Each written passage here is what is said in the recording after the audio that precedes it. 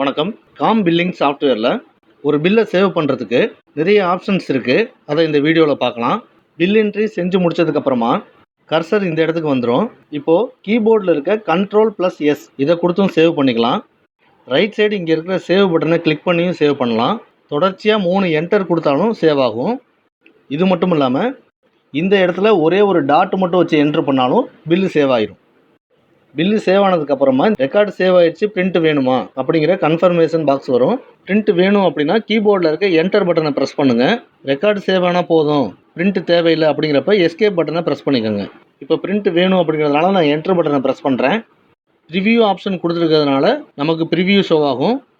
இதை டைரெக்டாக பிரிண்டருக்கும் கொடுத்துக்க முடியும். இதை க்ளோஸ் பண்ணிக்கிறேன். இப்போ இதே பில்லை ரெக்கார்டு சேவ் ஆகிட்டு பிரிண்ட் வந்துடணும், கன்ஃபர்மேஷன் பாக்ஸ் எல்லாம் வர வேணாம் அப்படின்னா கீபோர்டில் இருக்க F5 கீயை ப்ரெஸ் பண்ணுங்கள். பில்லு சேவ் ஆகிட்டு பிரிண்ட் வந்துடும். அது மட்டும் இல்லாமல் ரெக்கார்டு சேவ் ஆகணும் ஆனால் பிரிண்ட் வேணாம் அப்படிங்கிறவங்களுக்கு கீபோர்டில் இருக்க எண்டு கீ இதை ப்ரெஸ் பண்ணும்போது ரெக்கார்டு ஆட்டோமேட்டிக்காக சேவ் ஆயிரும், பிரிண்ட் வராது. இந்த மாதிரி ஒரு பில்லை சேவ் பண்ணிவிட்டு பிரிண்ட் எடுக்கிறதுக்கு நிறைய ஆப்ஷன் இருக்குது.